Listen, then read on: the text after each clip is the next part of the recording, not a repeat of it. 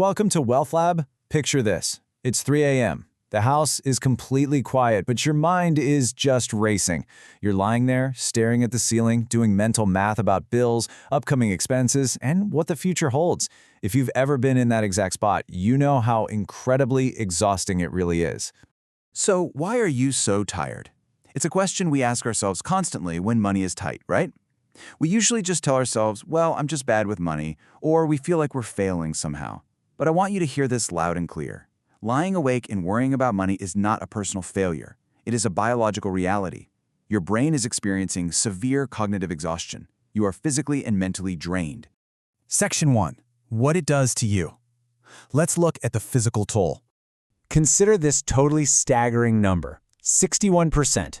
A massive study from University College London looked at thousands of adults.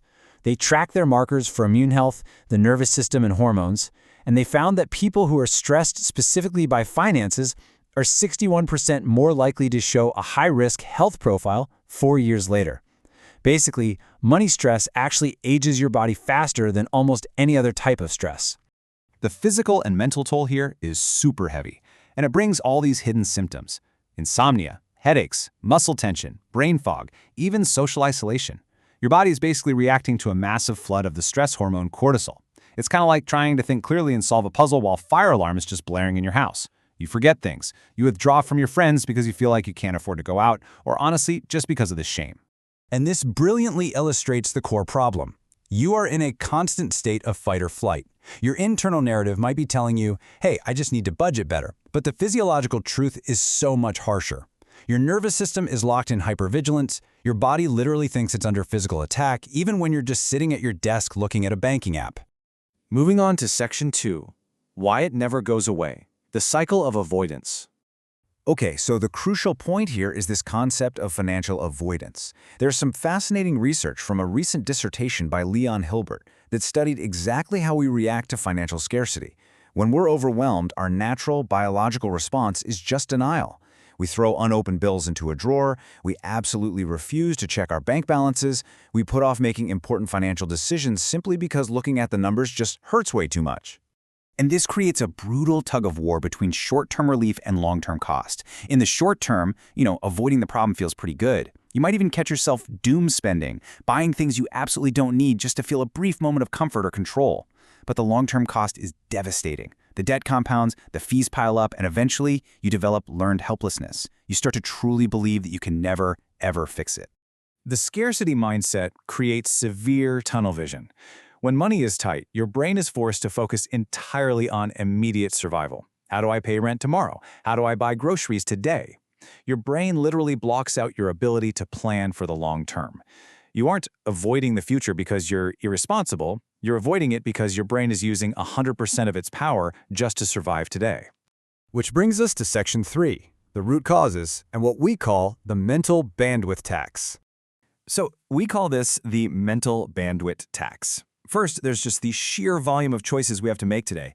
Dozens of credit cards, apps, endless subscriptions. Second, there's a total lack of a structured plan. Third, we so unfairly equate our net worth with our self-worth, which just completely crushes our self-esteem. And finally, there's the heavy load of constant uncertainty. When you don't have a clear framework, every tiny choice, like whether or not to buy coffee, becomes this monumental, completely exhausting calculation.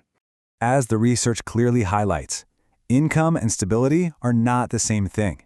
Even really high earners face this exact same decision fatigue.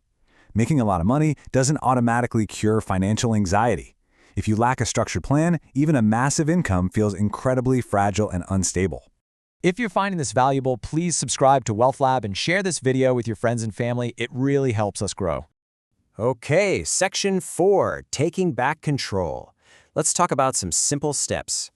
Because you are already so exhausted, complex budgets are just going to fail. We need super simple steps here. Step 1. Automate wherever possible. Set up auto transfers for your savings and your bills so you don't even have to think about them. Step 2, create financial defaults. Decide on your spending caps in advance. Make the rules once so you aren't forced to decide every single day. Step 3, batch your financial decisions. Stop looking at your money every day.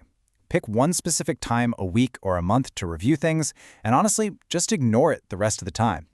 The golden rule here is absolute clarity over complexity. Just one small action at a time. Consolidate your accounts. Go ahead and cancel those 5 extra subscriptions you forgot about. Simplifying your financial life directly reduces the cognitive load on your tired brain. You're finally taking the weight off. So I want to leave you with this question to think about.